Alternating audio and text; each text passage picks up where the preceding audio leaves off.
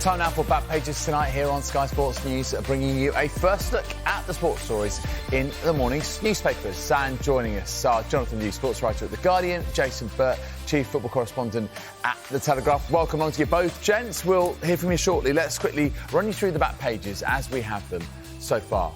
The Guardian depicts Jose Mourinho in the face of match officials, and that was shortly before he was sent off. There's also quadruple talk from Liverpool's Tsimikas. Now, The Telegraph goes deeper on that match between Fenerbahce and Manchester United and says that defensive frailties have cost Erik ten Hag's side. Mourinho also makes the back page of the Mail. So too does a story that has Arsenal keeping an eye on Alexander Isak's situation at Newcastle. Chelsea went big on their changes, but they got a great win in Greece. The Mirror's digital platform's focusing on Joao Felix as he tries to make his way into Enzo Maresca's first-choice team, set up twice by Mykhailo Mudryk, who also scored. OK, well, evening again, Jonathan, Jason. Let's start off. Where else? Manchester United. So this 1-1 draw with Fenerbahce, of course, see Jose Mourinho pictured there in a lot of the back pages. Always attracts the headlines, of course he does. But I just wondered, Jason, again, on United, when they've had these chances to relieve the pressure, they sort of did it against Brentford, but then plunged into this horrible, awkward situation where we're, again, speculating on Erik ten Hag's future. Yeah, that's absolutely right. I mean, if you look at this game, obviously they were winning again. It's the third European game in a row that they've been pegged back and had to settle for a draw, which hasn't been satisfactory. It's now a calendar year since they won a game in Europe.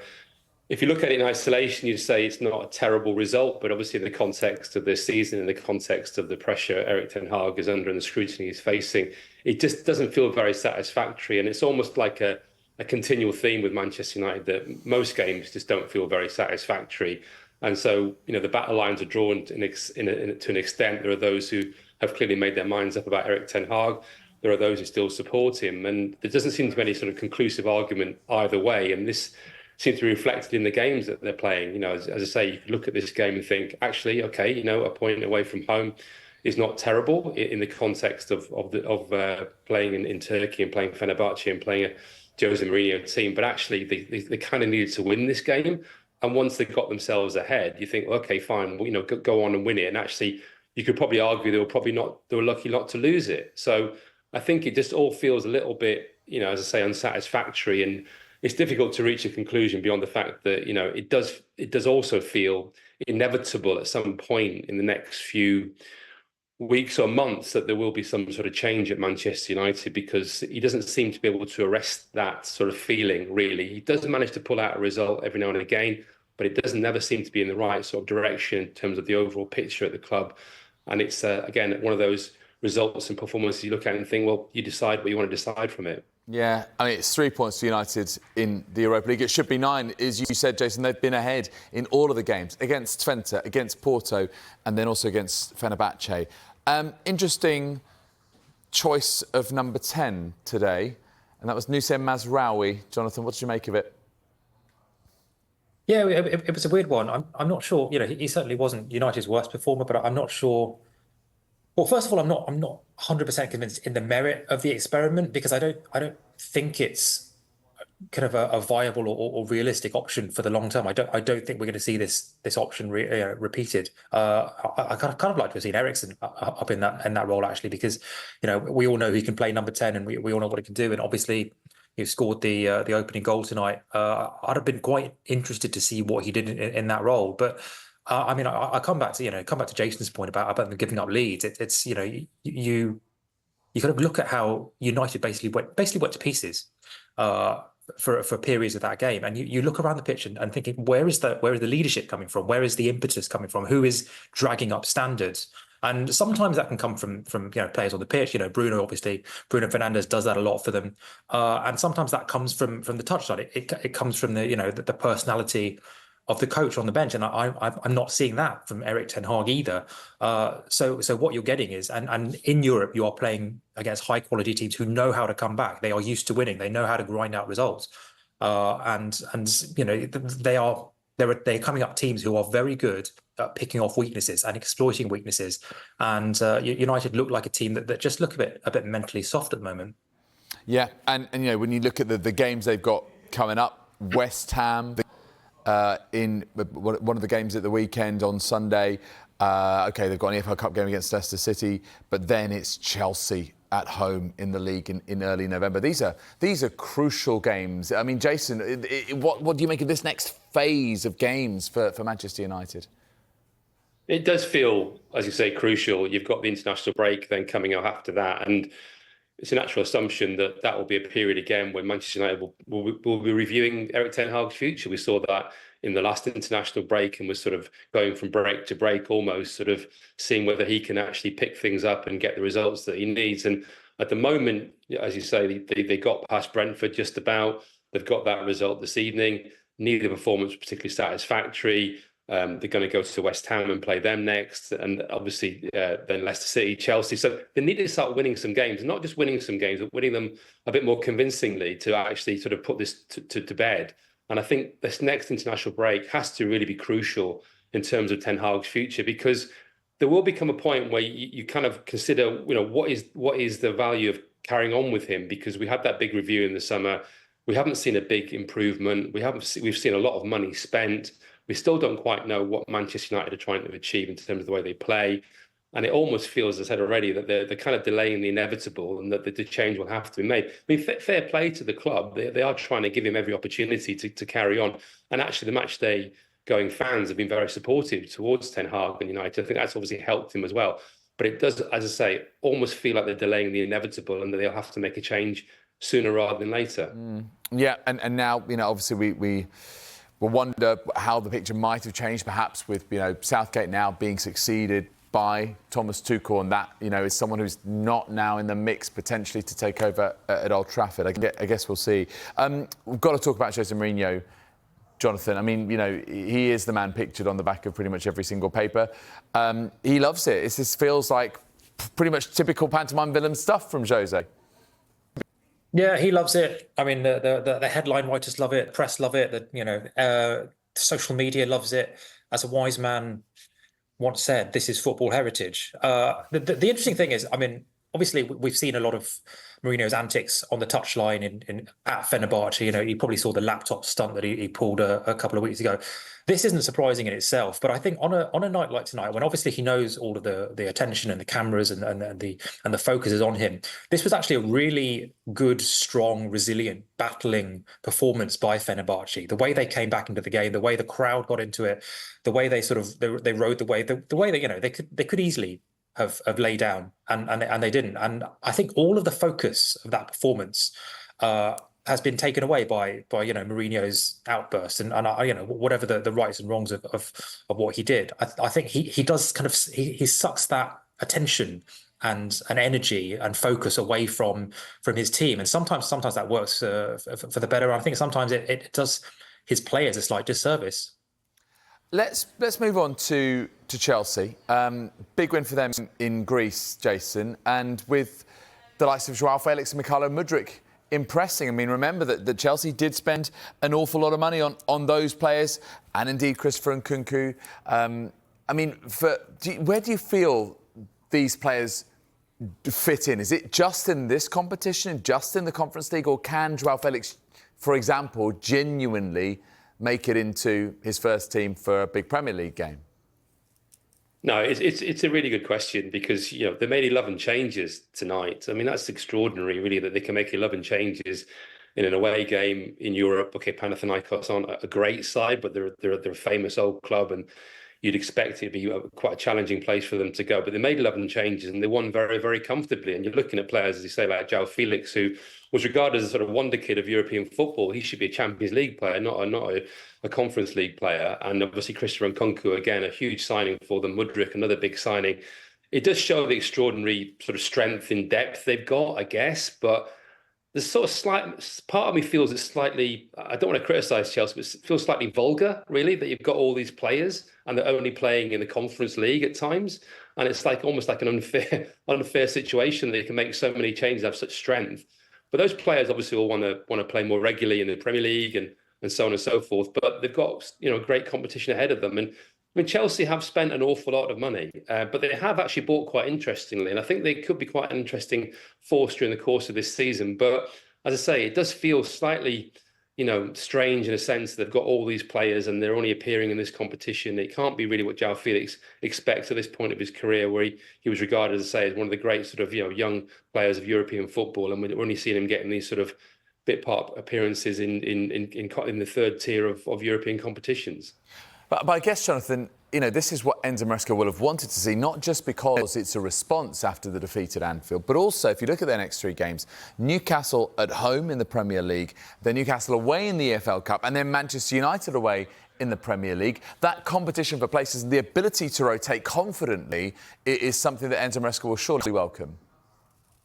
Yeah, I mean, obviously, you look at the team sheet and you think 11 changes, you think it's going to be a totally different team. But I mean, while the personnel are totally different, it is still an Enzo Maresca team. They're still playing in recognisably the same way. And I think, you mentioned those fixtures, but I actually look further down the line later in the season when the fixtures start to pile up, when injuries, form take their toll, and suddenly you have a plethora of options in each position. Say Nicholas Jackson gets injured, can Felix, can Nkunku do a job there? If Cole Palmer gets injured, Pedro Neto has a bank of games behind him. I think it's actually quite smart, and I really do take Jason's point about the vulgarity of it. I think it is kind of a slight waste of these wonderful players, but it is also quite smart to have these sort of to give these players, rotation and to give the first team a rest. And then later on in the season, you have maybe 20, 25 players who are capable of challenging for a place in the first team, just as the fixtures begin to pile up and the injuries begin to bite. Quick word on Spurs, a win for them as well, Jason, against AZ Alkmaar, and a 0-0. It did the job, Richarlison with the winner. And it's now 6 wins in 7. In all competitions for Spurs. So despite that little blip at Brighton, which was obviously a sort of a major kind of, brain fade on that day, but, they've really got the momentum now, haven't they? And especially with the young players. Down that right-hand side, Gray, Bergford, Mikey Moore. I mean, this is really the future and the present. I mean, I think James Maddison spoke after the game and said that, for 20 minutes, it was like having Neymar down one side with Mikey Moore. I guess some people might think that's not necessarily a compliment, actually, but I know what he means by that, obviously. But no, I mean, they're doing extremely well, especially in Europe, actually. I think it's 3 wins from 3. They're one of the 3 unbeaten teams in the competition. And they've got that sort of, attacking momentum now behind them. The funny thing always with Spurs is that I look at them and think, oh, it's not been so great this season. But actually, it has been pretty good. But almost like one bad result is a massive setback for them. But obviously in Europe, they've done extremely well. And they've got, as you say, momentum now in all competitions. And it seems to be coming together quite well after a fairly sort of stodgy start to the season. I mean, they're looking pretty good. They are. And just to mention, Rangers, they were 4-0 winners against Steaua Bucharest, and definitely a shot in the arm for Philippe Clement. OK, guys, we're going to take a quick break, other side of which we will look at more of the back pages, including this in The Telegraph. And on the right there of the page, they report that clubs are alarmed by the latest proposals for a football regulator. More on that with Jonathan and Jason shortly.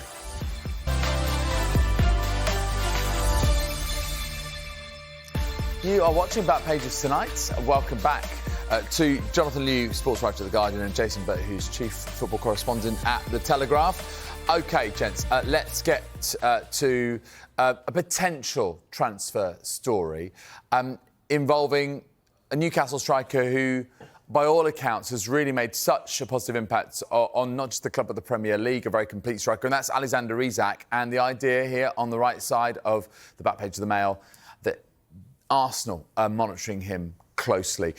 Is he the final piece of the jigsaw? Maybe a little overstated, but is it, Jonathan? Is he? Would he be a good fit and fit that number 9 role in that complete way that Arsenal would like? Yeah, I mean, there were two elements to this, and the first is, Arsenal have been tracking Isak for a while. There's been, for over a year, I think there's been talk about their interest. So obviously they've done their due diligence on him. They've tried to envisage where he would fit in, and obviously Kai Havertz has played brilliantly in the number 9 role. He's actually turned into a world-class number 9 for them, the world-class number 9 that they were probably hoping Gabriel Jesus would be. But obviously, a player of Isak's quality, of his Premier League experience, is going to have an impact. And the other side of this is the Newcastle side. There's obviously been like in Craig's story that there's been no contract talks with Newcastle, and that there has been a lot of speculation over the last few weeks that the Saudis are not necessarily as invested or as interested in Newcastle as they maybe were at the time of the takeover, and whether this is just the latest sign of not apathy so much, but the Newcastle project is just one of so many that they're trying to spin now, and that maybe maintaining Newcastle as a Champions League force, even a title challenge one day, is not necessarily the burning priority for them at the moment. Just looking at Craig's piece, he is under contract, Jason, until 2028. Not only just because of his talent, his consistency already, his adaptation to the Premier League, but with that length of contract, I mean, it would take a quite significant fee, wouldn't it, to convince Newcastle to sell? Yeah, I think it would do. And if you remember last season, Newcastle talked about the possibility of having to sell players because of PSR restrictions. And they made it very, very clear at that stage that one of the players they would definitely not be willing to sell was Alexander Isak. And as you say, he's got 3 years left on his contract. And as the story also says, both sides are fairly relaxed about the situation, although Isak's making it quite clear he wants to be playing in the Champions League. Arsenal, I reckon, would have to pay close to £100 million probably to even get Newcastle interested in a player like Isak, and whether or not Arsenal can afford to do that or want to do that remains to be seen, especially with a player who's got quite a long time left on his contract. But it's a sort of story that caused an awful lot of alarm amongst Newcastle supporters. I mean, he's obviously clearly their star player. He's done extremely well since he's gone to Tyneside. But it's a situation that's been going on for quite a long time. I think even at the end of last season there was talk of a new contract being signed as a sort of going to be sort of a shining new example of the sort of future for Newcastle, and that didn't happen. So I think the alarm bells have been there for some time. But as the story in the Mail says, those talks have now stopped, and both sides are almost not in a standoff, but are sort of waiting to see what happens next. I wonder how much Phil Foden would be worth right now, given his consistency, given the titles he's won, although perhaps not if he continues to suffer burnout. Jonathan, this back page of the Sun on the left-hand side, tired Phil, burnout like Rodri. And just looking at the quotes here in Ken Lawrence's piece, perhaps what surprises me is how Phil Foden is sort of trying to almost play this down, trying to normalise it, saying, I came back a little bit fatigued from his sort of 69-game season last season, which is normal. Rodri came back like that as well. A few players did. It's normal how many games we play. You have to burn out at some point. I mean, that for me feels, actually even more shocking in some respects. It's almost quite defeatist. It's just, this is how it's going to be. But, we're pointing and signalling at something. He's mentioned it. Rodri's mentioned it. How much will it take before actually this voice grows strong enough to change things? Yeah, I mean, it's been normalised, but it's not normal, and in any sense, because, well, first of all, the players who were playing 60 games a season, like Foden was, latter stages of all competitions, Euros in the summer, big international tournament, these are, it's 1% of professional footballers, not even that. So these are, by definition, the players who are on the highest salaries, who garner the least sympathy, I guess, from the public when it comes to complaining about their workload. And yet these are the guys who make the spectacle. These are the guys who are at the pinnacle of the game, who set the standards, who make everyone fall in love with the game.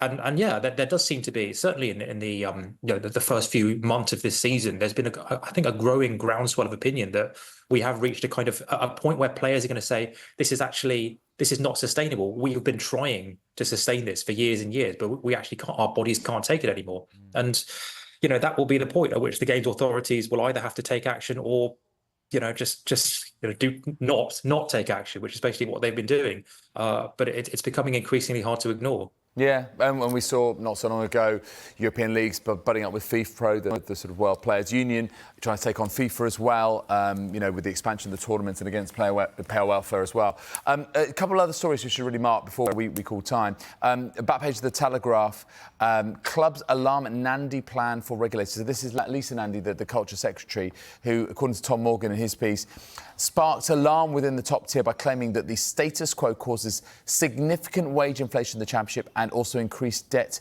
in the Premier League. And this is about the parachute payments, isn't it, Jason? So maybe you could just unpack this story a little bit more for us, for those who maybe aren't quite as close to it, and what's happening with the football regulator.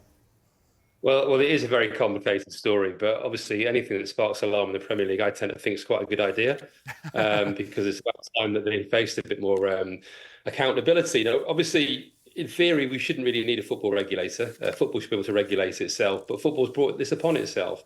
And this issue in particular is about the parachute payments, which the EFL have traditionally claimed basically unbalances things, because you have clubs coming down from the Premier League who get huge amounts of money that therefore give them a competitive advantage, that therefore gives them every chance to get back up, promoted back into the Premier League. The argument for giving these parachute payments is that these clubs need that windfall, that sort of cushion to help deal with the blow of being relegated. My argument would be that some of these clubs should have it built into their contracts in the first place, that if they do get regulated, then their finances obviously then adjust and they can cut their wages that way. Unfortunately, that hasn't happened often enough. It is happening much more often now.